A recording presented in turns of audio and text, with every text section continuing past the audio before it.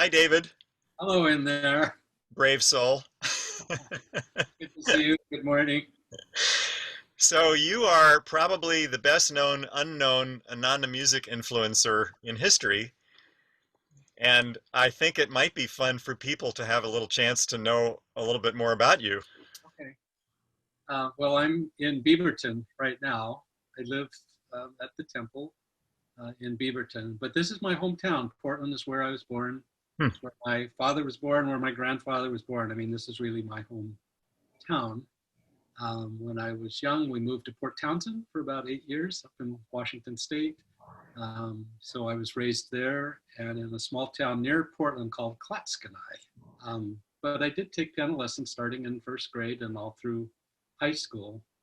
I remember talking to my piano teacher in Longview, Washington, when we lived in Clatskanie, and told him I wanted to look into arranging for the high school band. And so he helped me a little bit with that. And by the time I was 15, I was writing big pieces for concert band. So I think that's what the piano did for me. That helped me have an understanding of where all of the notes were, and the clarinets are high and the tubas are low and that kind of stuff. By the end of high school, I was writing my own pieces. Got a degree in music from the University of Oregon, Hmm. and studied music composition at the University of Southern California in Los Angeles. I was thinking I would like to be something like a college professor.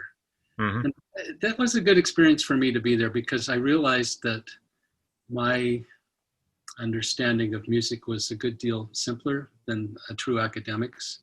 An academic may not love every little nook and cranny of music, but needs to know every little nook and cranny. And there were some things that if the music was too early, it wasn't of interest to me. And definitely if it was too modern, Hmm. it's of no interest to me whatsoever. And I think I don't know if they considered me a problem child because I just didn't want to write ugly music. I think we lost about 2 generations of composers that went through the whole academic routine at schools.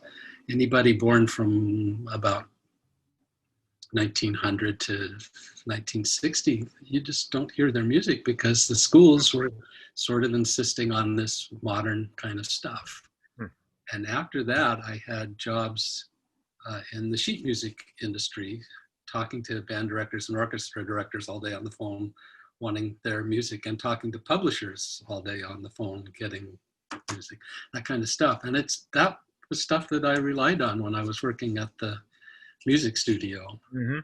Well, to get to Ananda, first I read The Path, which I really related to more than I did to the AY, which I'd seen before. I went to an astrologer in Seattle who was a Yogananda devotee, Jeff Green. Hmm. And he gave me a copy of The Path on the way out of the store. Oh, I really like Donald Walters, and he's talking about Yogananda. I need to go back to AY. Hmm. So that happened. That's what brought me to Ananda Village in 1989, although my first visit there was in 86. I thought I was going to live at Ananda Village, but they asked me right away to go to Assisi because they were doing a tour. And Swami was going to be there, and there was going to be this 5-week tour in the fall of 89. And so I went to the first rehearsals for that in like July of 89, August of 89. And I hadn't realized that people weren't reading music, and most of them, weren't able to read music. Hmm. So anything that they were singing beautifully was memorized. Hmm. And in the case of quite a few of them, had been memorized for many a long year. And if somebody like me came along and cluelessly suggested, well, this would be easier if we only changed these 2 notes. The tenors could sing the bass note and the bassist could sing the tenor note. I remember that particular example. And some guys took me aside afterwards and said, look, we have this memorized. We have it memorized for life.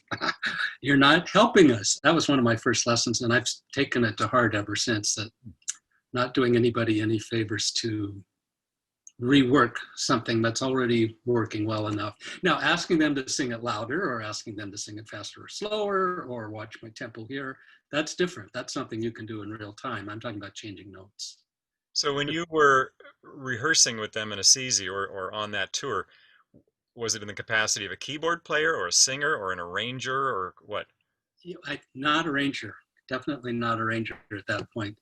Okay. Um, I think Agni had heard that I could play keyboard, and I don't think he considered me a singer at all. But Okay. a typical evening for us to put on, and this was mostly in small towns in Germany and things like that. It was a lot. It was 5 or 6 concerts a week for 4 or 5 weeks. Oh, I remember going to one of the members of the staff who was singing with us. Her hometown was Ludenscheid, tiny little town, probably like the size of Klatskadai in Oregon, where I grew up. hmm.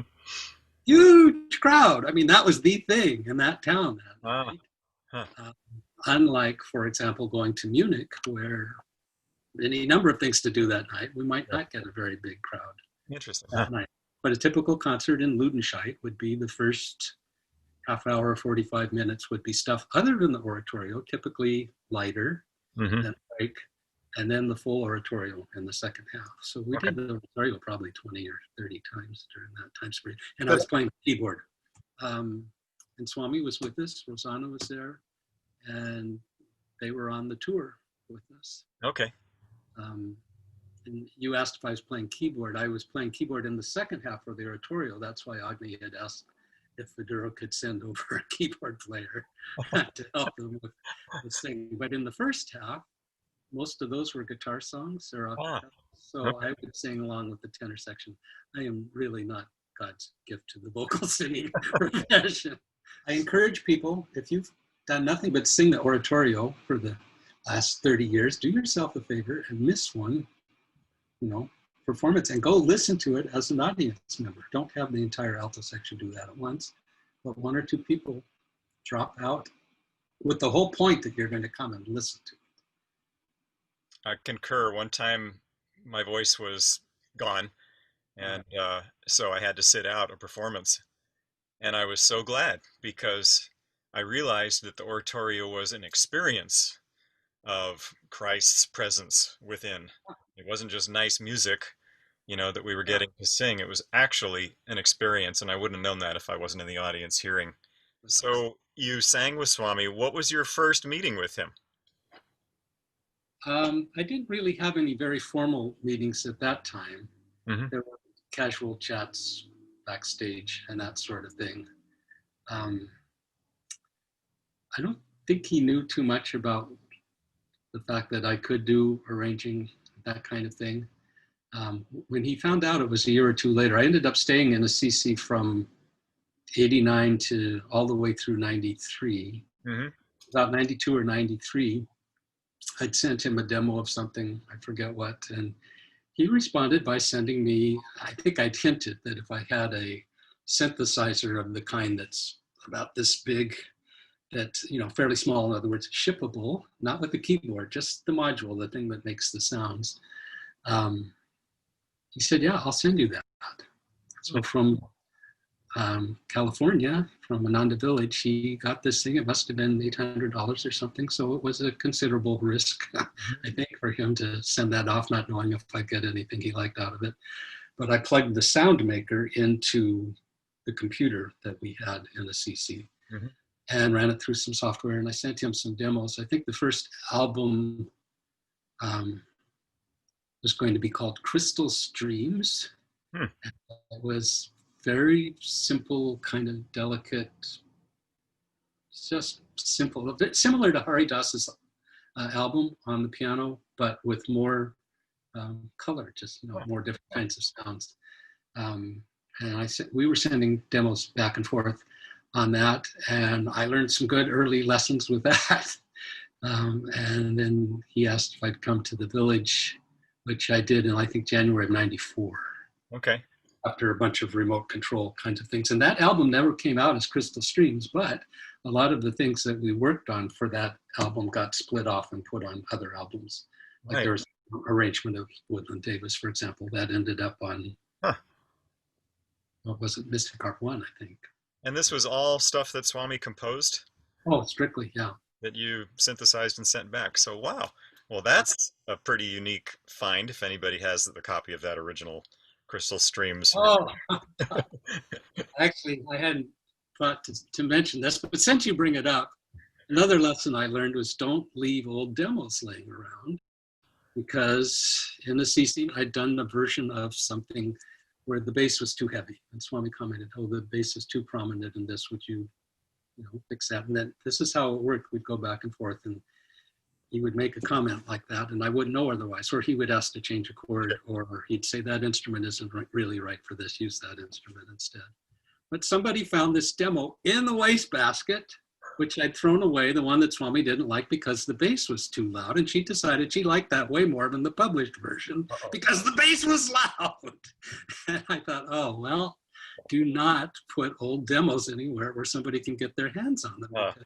It's not going to necessarily be anything Swami would like if they don't understand the idea of a work in progress. Yeah. At Ananda, my main thing by far was working on instrumental music. I think in all the time I was at Ananda Village from all of 1994 through summer of 2001 was instrumental music. Mm-hmm. I think I did 2 choir arrangements the whole time I was there. So. Okay. What are some examples? Well, they're big. The exception, Jeannie was getting married. I think the story is, we should ask her to confirm, but I think she said to Swami, would you arrange Life is a Dream, which we all knew was a song at that point, a vocal solo song. And Swami said, I've got this Warner deadline. I don't have time. Let's ask David to do it and I'll check it. And so that's what I did.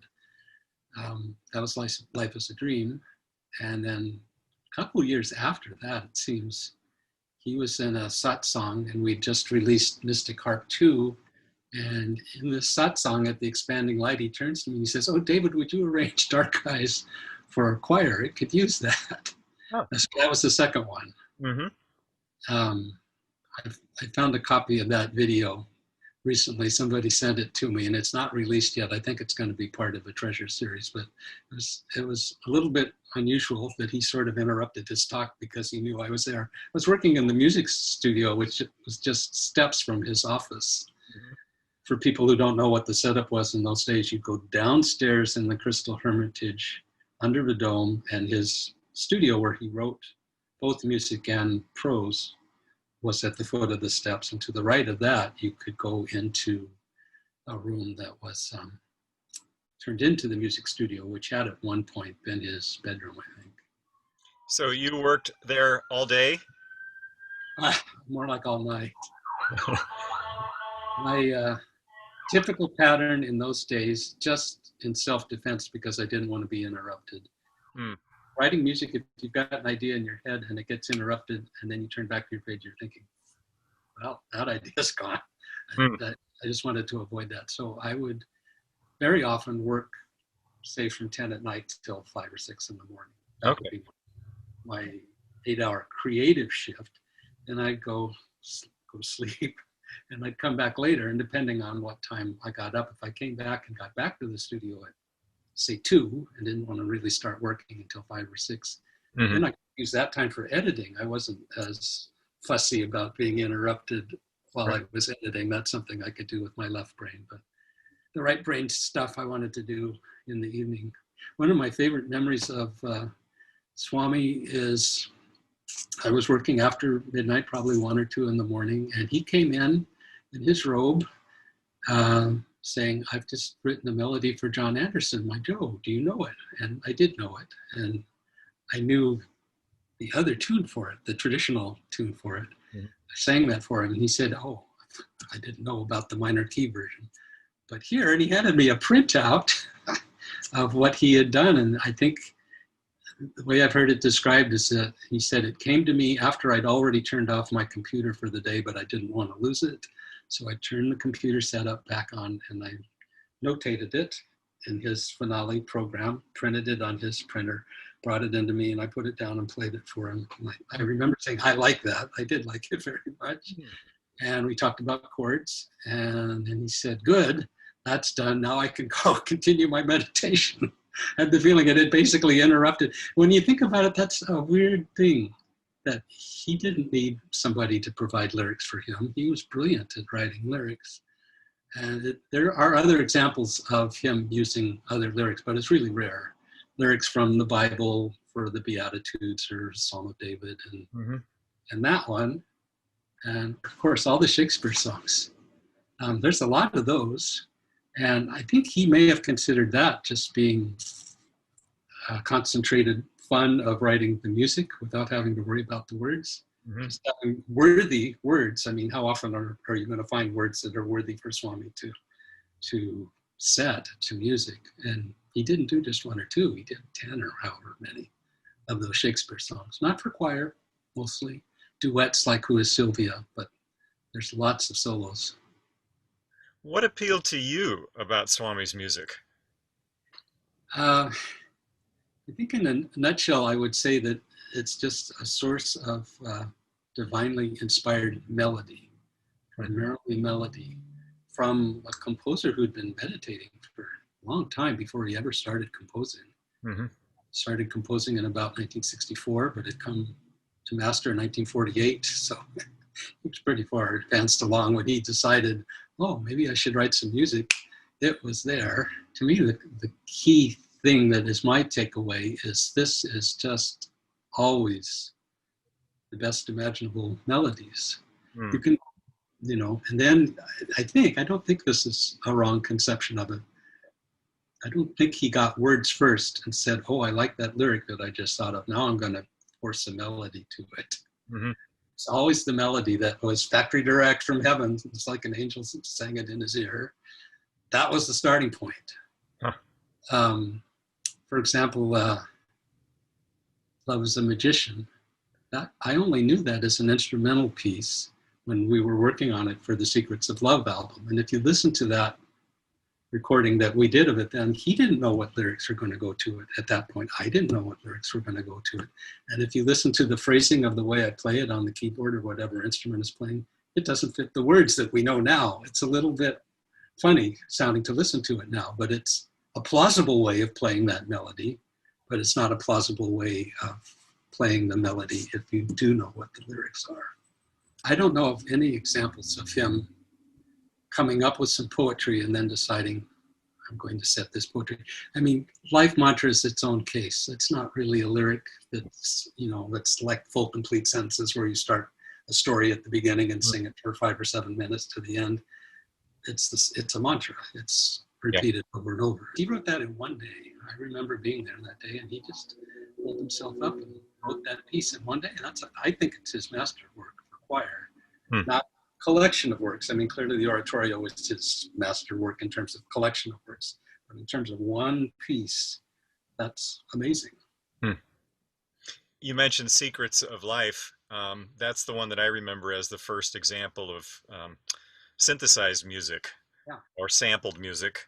You can tell us the difference, but tell me how that came about. Okay. That was the first one that we did. We did a few tiny things as warm-up pieces, I think, to get the energy started. But that was the first album. Originally, our first album was going to be Secrets of Love. We had all those melodies written at the same time that we wrote the melodies for Secrets of Life. And then we found out that Warner was interested in publishing Secrets of Life. This was 94, 95. And so would we do that one first as a companion to Warner's book, and they had the same covers, that orange cover with the drop plopping into a lake or whatever it was. So that was kind of a tie-in. Yep. We spent far more time on that album, our first album, than any of the albums that followed. Partly we were just learning the ropes, because those were all new machines for us. We went out and bought synthesizers and all the stuff that we needed to record. The difference between a synthesizer and a sample player, Swami was always swift to say sample player, is that what you're dealing with on a sample player is if you're using the sound of violins, for example, it's a sample of one player playing one note on their instrument. And so you push the key that's G sharp, and you hear that sample, that G sharp, and then you push the key that's A, and you hear that recorded sample from a real player. So it's got its limitations. If you wanted the player, if you knew that the player was coming to the studio with the real instrument, you could say, I want you to slide from that G sharp to that A. Well, that's not going to happen. You're either going to have a G sharp or an A, because those were the two samples that they recorded. Right. So those kind of limitations built in, but that's no worse than a synthesizer. Right. The synthesizer is some clever engineer figuring out how to combine sine waves and things I don't even understand to make something that is pretty close to a violin, but it's not a recording of a real player.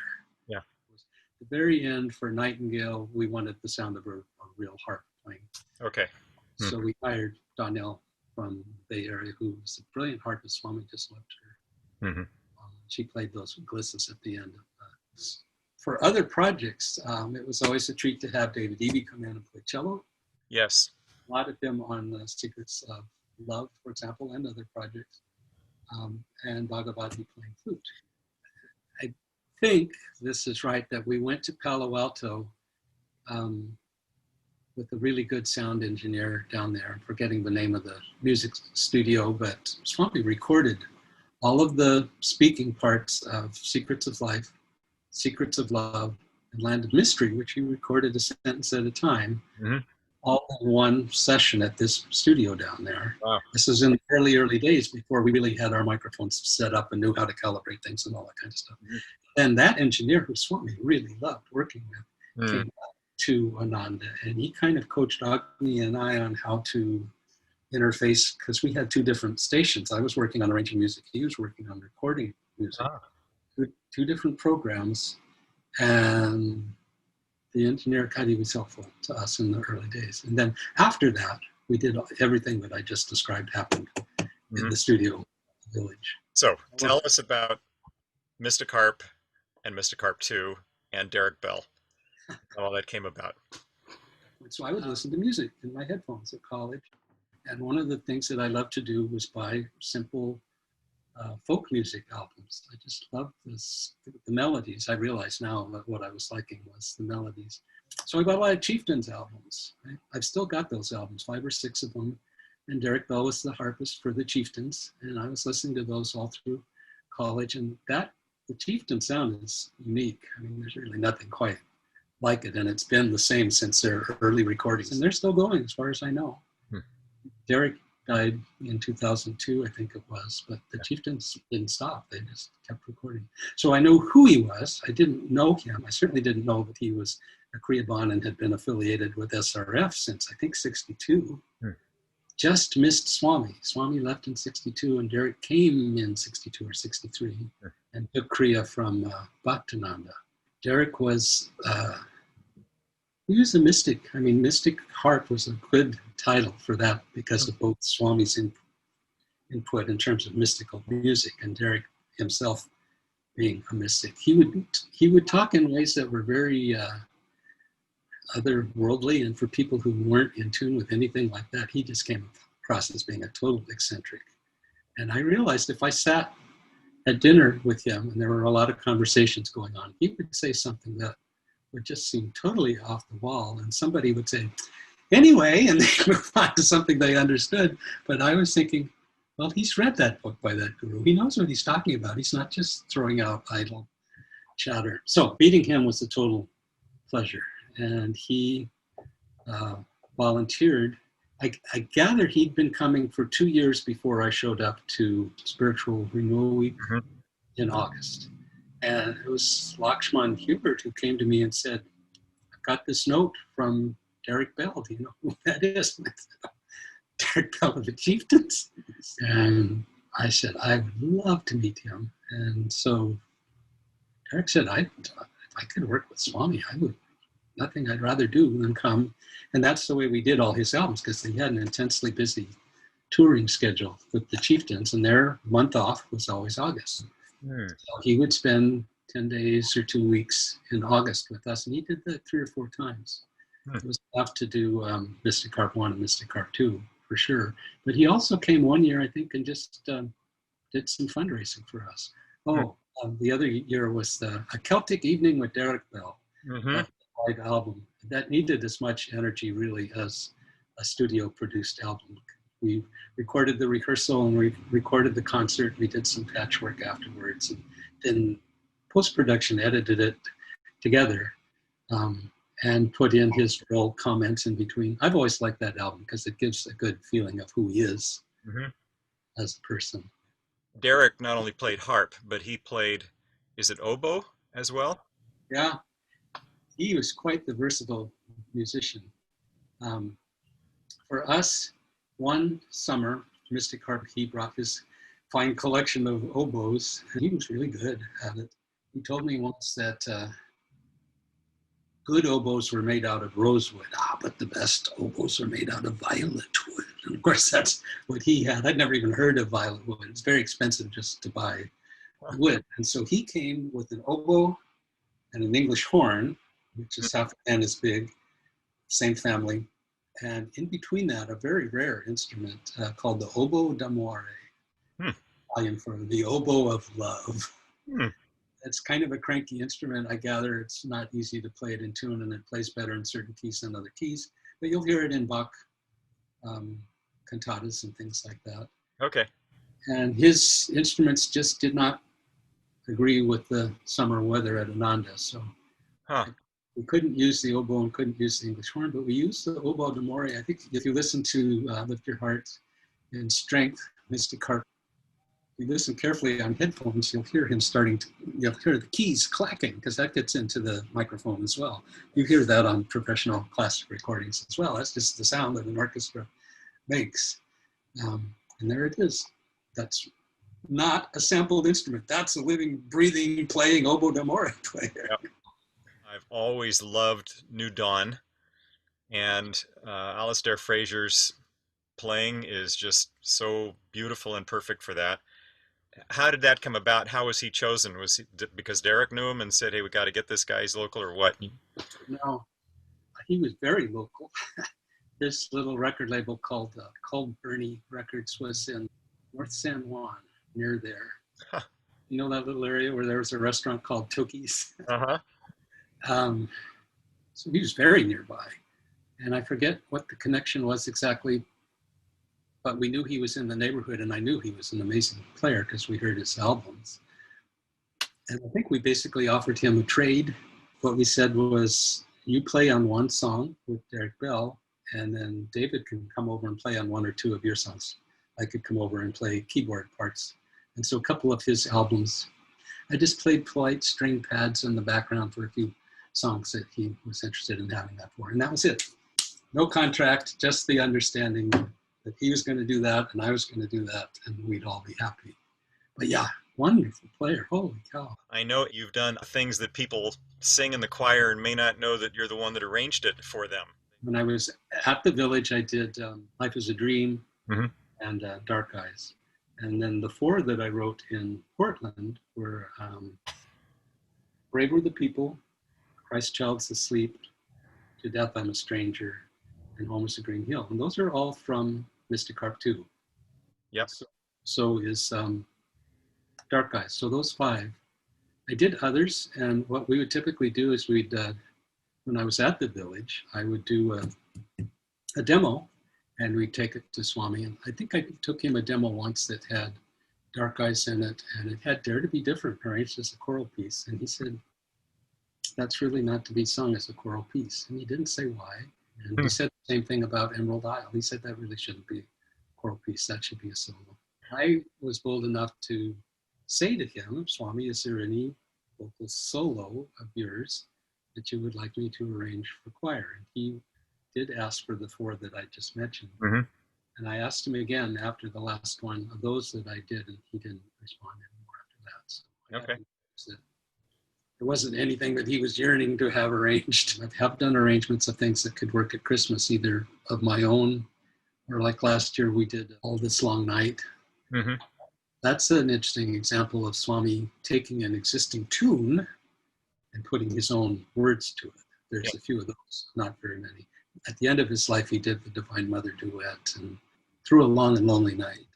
5 years or so ago, you were in the choir. We did an arrangement of mine of Master's words called The Fragrance of the Rose.